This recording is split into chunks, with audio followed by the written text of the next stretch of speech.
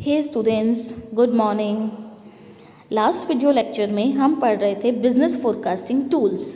Business forecasting tools में हमने पढ़ा अब टाइम सीरीज एनालिसिस पढ़ रहे थे। टाइम सीरीज एनालिसिस का जो फर्स्ट कंपोनेंट है लॉन्ग टर्म ट्रेंड।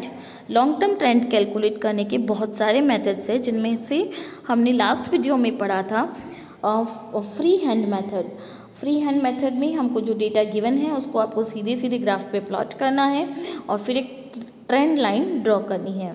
फिर हमने पढ़ा था सेमी एवरेज मेथड, जिसमें आपको गिवन डेटा को 2 पार्ट्स में डिवाइड करना है और उसके बाद उस दोनों वैल्यूज़ को आपको ग्राफ पे प्लॉट करना है। आज हम स्टार्ट करते हैं इसका third method, that is moving average method. इसको हिंदी में कहते हैं चल माध्य विधि। It is one of the most popular method for calculating long term trend. Long term trend calculate करने के लिए ये बहुत ही popular method है। This method is also used for seasonal fluctuation, cyclical fluctuation and irregular fluctuations. इनके लिए भी ये method use किया जाता है। In this method we calculate the moving average for certain years. Means कुछ निश्चित वर्षों का मूविंग एवरेज आपको कैलकुलेट करना होता है। अब ये मूविंग एवरेज तो आपको समझ आता है, लेकिन ये मूविंग एवरेज क्या है? देखिए, जब आपने स्टार्टिंग में जो सेंट्रल टेंडेंसी मेजर्स आपने बीकॉम फर्स्ट ईयर में पढ़ा होगा स्टैटिस्टिक्स में, तो उसमें आपने ये मूविंग एवरेज कॉन्सेप्ट डेफिनेटली पढ़ा होगा। For example, if you are calculating 3 years of moving average, अब 3 सालों का मूविंग एवरेज अगर कैलकुलेट कर रहे हो तो वो किस तरह से होगा? आपने पहले फर्स्ट ईयर, सेकेंड ईयर और थर्ड ईयर 1, 2, 3 ईयर्स का डेटा लिया, प्लस किया और 3 से डिवाइड किया, तो ये हो गया आपका फर्स्ट 3 ईयर्स का मूविंग एवरेज। अब मूव कैसे करते हैं? आप फर्स्ट को स्किप कर दो और आप फोर्थ को ऐड कर लो। मीन्स अब आपको एवरेज जो कैलकुलेट करना है वो 2, 3, 4 ईयर्स के डेटा को 3 से डिवाइड करना है। अब आप 2 को भी स्किप कर दीजिए और आप 5 को ऐड कर लीजिए। मीन्स 3, 4, 5 मीन्स आपको स्टार्टिंग से एक एक ईयर को कम करते जाना है और नेक्स्ट ईयर्स में से एक एक ईयर को ऐड करते जाना है। आपका एवरेज आगे की तरफ मूव करता जाएगा। That is called moving average. इसको हम एक एग्जाम्पल से समझते हैं। आपको गिवन है 1982 से लेकर 1996 तक का प्राइस। किसी भी कमोडिटी का ये प्राइस हम मान सकते हैं, इसके आगे कोई यूनिट भी नहीं है। So this is simply rupees. Like 82 में प्राइस किसी कमोडिटी का था 20 rupees, then 25 rupees and so on. अब इसका कैसे हम मूविंग एवरेज कैलकुलेट करेंगे देखते हैं। देखिए, आपका जो भी हॉरिजॉन्टल टेबल था उसको वर्टिकल टेबल में कन्वर्ट किया। ये आपके अब ईयर्स हो गए हैं and these are prices, these are years. आपको क्वेश्चन में सपोज कहा है कि आपको 5 ईयर्स का मूविंग एवरेज निकालना है, तो 5 ईयर्स का मूविंग एवरेज निकालने के लिए आप स्टार्टिंग से 5 ईयर्स लेंगे। तो स्टार्टिंग से 5 ईयर्स जो है, इनका मिडिल जो है उसमें आपको वैल्यू लिखना है। एवरेज करने के लिए हमको पता है कि पहले हमारे पास डेटा की टोटल होनी चाहिए। तो आपने इन पांचों आइटम्स का, पांचों प्राइजेस का टोटल लगाया, दैट इज़ 135। अब 135 को आपने 5 से डिवाइड किया है, तो 5 से जब डिवाइड किया है तो यू गॉट 27। ये 27 वैल्यू आपको कहाँ लिखनी है? इन 5 ईयर्स के मिडिल ईयर के सामने। No confusion I guess. अब आपको क्या करना है? अब आप 20 को स्किप कर दीजिए, 20 हटा दीजिए और 25 से लेकर 5 ईयर्स देखिए। मीन्स 1 साल आगे बढ़ना है आपको। तो आपकी वैल्यूज़ हो जाएगी 25, 33, 30, 27, 35। इन वैल्यूज़ के मिड में क्या आता है? ये जो ईयर है वो मिड ईयर हो गया। मिड ईयर के सामने आपको टोटल लिखना है पहले 150, और 150 को 5 से डिवाइड करोगे जब आप, ये देखिए यहाँ पे दिया हुआ है कॉलम नंबर जो 3 है उसको आपको कॉलम नंबर, एक्सक्यूज मी, यहाँ पे it is wrongly mention, no it's correct. आपको कॉलम नंबर 3 को किससे डिवाइड करना है? 5 से। ये कॉलम नंबर 5 नहीं है, दिस इज़ वैल्यू 5, ठीक है। तो आपने कॉलम नंबर 3 को डिवाइड किया है 5 से, तो आपका जो 150 है उसको 5 से डिवाइड किया, that is 30। Then 165 divide by 5 is 33। 165 कहाँ से आया, आपने 25 को भी स्किप कर दिया अगली बार, और आपने 33 से लेकर 40 तक की वैल्यूज़ ले ली हैं। सो 33, 30, 27, 35 एंड 40। सो हमें सेंटर में क्या आया, 27। 27 के सामने आपने टोटल लिखा और टोटल के सामने आपने 5 से डिवाइड करके 33 लिखा। इस तरह से आप आगे आगे बढ़ते जाएंगे और ये काम आप कब तक करते जाएंगे, जब तक कि आपके ग्रुप में 5 आइटम्स बचे। जैसे सबसे लास्ट आपका जो होगा वो ये ग्रुप बनेगा 37, 48, 50, 37 एंड 45। इसके बाद जब आप 37 को स्किप कर देंगे तो आपके पास सिर्फ 4 आइटम्स बच जाएंगे, तब जाके आप 5 ईयर्स का मूविंग एवरेज नहीं कैलकुलेट कर पाओगे। तो इस तरह से आपने सबका 5-5 सालों का चल माध्य ज्ञात किया है। अब क्या करना है, अब आपको करना ये है कि जिस तरह से आपने यहाँ पे 2 एवरेजेस को प्लॉट किया था, अब आपको सारे मूविंग एवरेजेस को भी प्लॉट करना है और उनको कनेक्ट करते हुए एक लाइन आपको ड्रॉ करना है, वो आपकी हो जाएगी ट्रेंड लाइन। तो इस तरह से हम मूविंग एवरेज कैलकुलेट करते हैं। आई होप आपको मूविंग एवरेज क्लियर होगा। अब हम आगे बढ़ते हैं नेक्स्ट मेथड की तरफ, which is least square method. Pardon please. Least square method सबसे ज़्यादा प्रैक्टिस में आने वाला मेथड है। When this method is applied, a trend line is fitted to data in such a manner that the following 2 conditions are satisfied।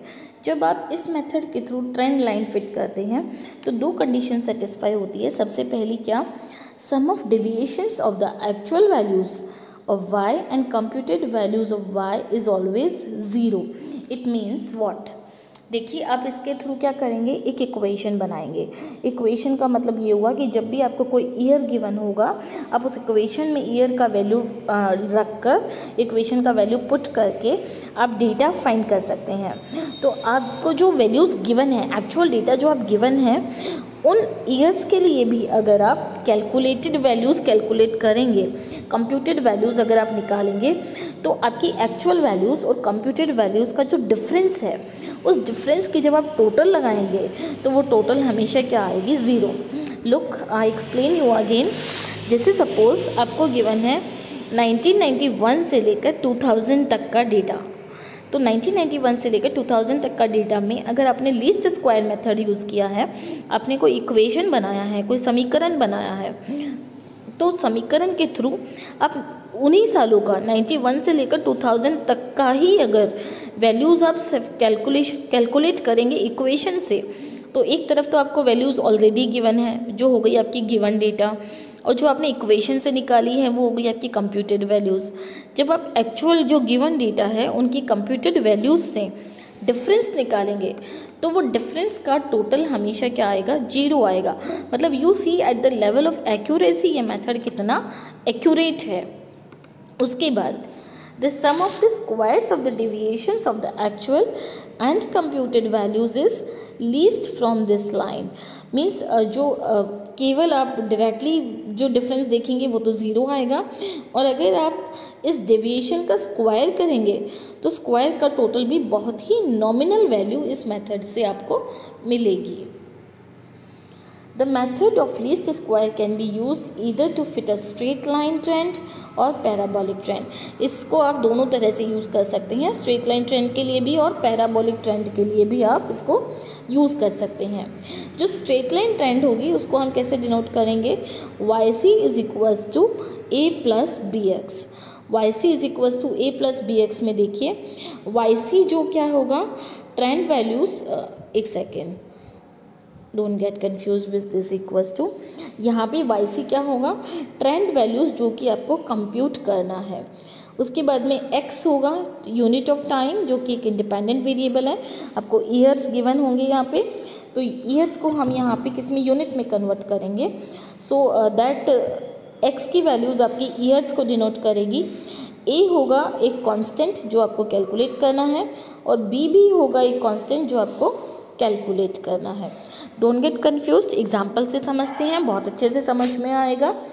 जैसे देखिए इस example में आपको क्या दिया हुआ है, इस एग्जाम्पल में आपको दिया हुआ है ईयर्स और प्रोडक्शन। ईयर्स आपको गिवन है 1991 से लेकर 1995 तक के, और प्रोडक्शन आपको गिवन है 8, 9, 8, 9, 16। इसमें हम देखते हैं, देखिए सबसे पहले तो क्या किया, हमको जो टाइम वैल्यूज़ है फॉर्मूला में रखने के लिए इन ईयर्स को हमको यूनिट में कन्वर्ट करना पड़ेगा। तो आपने क्या किया, 1990 को बेस लेते हुए इनको आपने नंबरिंग दे दिया है 1, 2, 3, 4, 5। तो ये आपकी x की वैल्यूज़ हो गई जो टाइम वैल्यूज़ है। अब ये जो वैल्यूज़ है ये किसको रिप्रेजेंट करेगी, ईयर्स को। फिर आपका y जो है वो जो डेटा आपको गिवन है, जो आपने देखा अभी पीछे प्रोडक्शन का जो डेटा गिवन है 8, 9, 8, 9, 16, वही डेटा आपका किस में आ गया है, y में। Means years are now x and data is y। अब आपको जब ये कैलकुलेट करना है तो आपको किन किन कॉलम्स की ज़रूरत पड़ेगी। सबसे पहले आपको ज़रूरत पड़ेगी X Y, means x into Y. So 1 into 8 is 8, 2 into 9 is 18, 3 into 8 is 24, 4 into 9 is 36, 5 into 16 is 80। आपने इस तरह से x को y से मल्टीप्लाई किया है, ये वैल्यूज़ आपकी आई है, और इस x y की आप टोटल लगाएंगे जो कि आएगी 166। x की टोटल आ रही है आपकी 15 और y की टोटल आ रही है आपकी 50। आप x का स्क्वायर कर लीजिए एक कॉलम में, x का स्क्वायर आता है आपका 55। अब ये जो कॉलम है ये आपका इक्वेशन बनने के बाद ऐड होगा। तो हम पहले इस कॉलम को एक बार ब्लैंक छोड़ते हैं और आगे बढ़ते हैं। देखिए हम दो इक्वेशन बनाएंगे। दो इक्वेशन कैसे बनाएंगे, X Y is equals to A plus, excuse me, देखिए यहाँ पे थोड़ा टाइपिंग एरर हो गया है। यहाँ पे जो हमारी इक्वेशंस बनेगी वो किस तरह से बनेगी, sigma Y is equals to N A plus B sigma X, and उसके बाद में सेकेंड इक्वेशन बनेगी sigma X Y is equals to A sigma X plus B sigma X square. इस तरह से हमको इक्वेशन बनाना है। तो सबसे पहले ए का total is equals to A sigma N A क्या हो गया, एन आपको नंबर ऑफ ईयर्स कितने गिवन है 5, तो आपको वैल्यू पुट करना है, n है यहाँ पे number of years. So 50 is equals to 5a plus 15b, b 15 क्या है यहाँ पे x का टोटल। उसके बाद में 166 दैट इज xy का टोटल, और उसके बाद में 15a 15 है यहाँ पे again sigma x and 55b। अब आपको आता है कि आपको क्या करना है, एक साइड इसका इक्वल करना होता है, और एक साइड इक्वल करने के बाद में ये 15 जो है ये यहाँ पे आएगा। तो 15 आपने जब ए के नीचे आप ए को रखिए, बी के नीचे आप बी को रखिए, और इस तरह से आपको क्या करना है, जो इक्वेशन है आपका थर्ड इक्वेशन है उसको 3 से मल्टीप्लाई कीजिए, तो आपका क्या हो जाएगा 5a हो जाएगा आपका 15a। 15b को मल्टीप्लाई करेंगे तो आपका हो जाएगा 45b, और आप 50 को करेंगे तो हो जाएगा 150। इसको आप जब फोर्थ इक्वेशन में से सब्सट्रैक्ट करेंगे तो आपकी वैल्यूज़ क्या बचेगी, -10b इज इक्वल्स टू -16।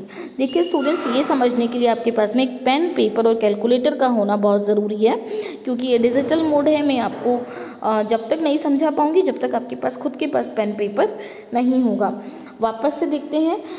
अब आप इक्वेशन जो आपका थर्ड इक्वेशन है उसमें b की वैल्यू पुट कीजिए। थर्ड इक्वेशन क्या है, 5a plus 15b is equals to 50, ये आपका थर्ड इक्वेशन है।